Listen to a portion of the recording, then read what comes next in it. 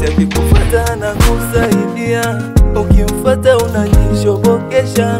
Ila kosa langu kuwaza kuoga bila kuvua nguo.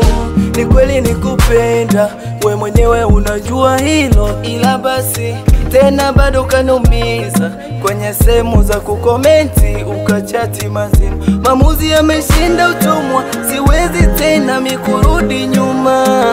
Nilichoamua sawa kuliko kuendelea kukupenda huku naumia.